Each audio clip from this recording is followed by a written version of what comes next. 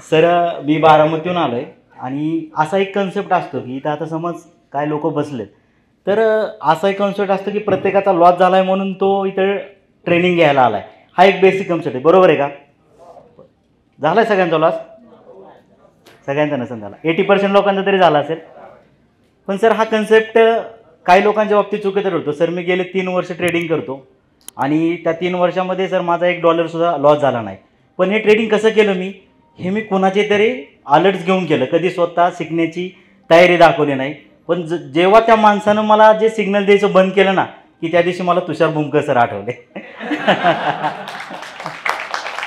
म्हणजे बघा सर, लक कसं असतं, एक लॅटिन अमेरिकेतनं माणूस मला सिग्नल द्यायचा सर, एवढी ॲक्युरेसी होती फॉरेक्समध्ये. मी 3 वर्ष ट्रेडिंग केलं सर, मंथली 20-25% मी कॅपिटलवर ग्रो करायचो.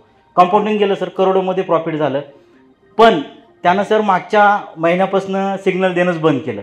जसं सिग्नल बंद केलं तसं इंस्टाला स्क्रोल करताना तुमचा व्हिडिओ सापडला मला, म्हणजे कोरिलेशन झालं कुठेतरी.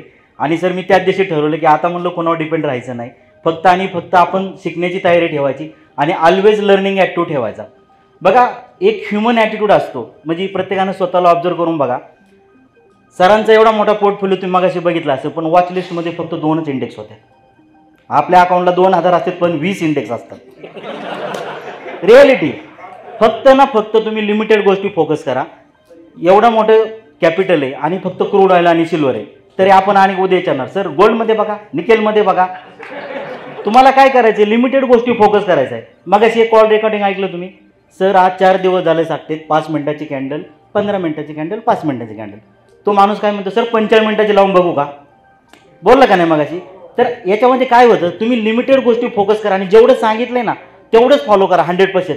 मी एवढी शुअरिटी देतो की एकही यातला लॉसमध्ये जाणार नाही.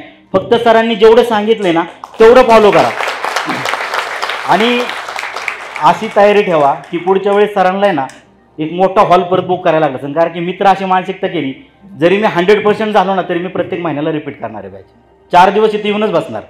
त्यामुळे तुमचं लर्निंग हे जितकं तुम्ही घेताना, कारण की 4 गोष्टी सर अनेक, जसा तुम्हाला माहिती आहे का, टाईम पासेस एव्हरीथिंग चेंजेस. जसा वेळ जातो ना तशी प्रत्येक गोष्ट चेंज होती.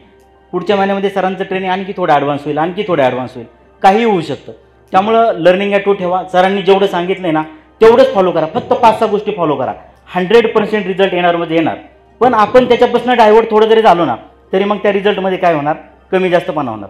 तर सरांनी सांगितलं 3 स्क्रीनचा सेटअप लावा. आपण म्हणा सर 2 लावले तर नाही का जमणार. म्हणजे हे जे डायव्हर्जन आहे ना याला कुठेतरी काय करा, सरेंडर करा आणि आयुष्यामध्ये कोणाला तरी गुरु माना. जसं लॅटिन अमेरिकेचा पोरगा तुम्ही त्याला गुरु मानला, 3 महिने करोडो रुपये कमावले, त्यानं बंद केला, तर सरांना गुरु मानायचं. त्यामुळं आयुष्यामध्ये ना प्रत्येकाला गुरु माना आणि कुणापुढे तरी सिलेंडर व्हायचं. तर एवढं सांगायचं आहे की 100% करा.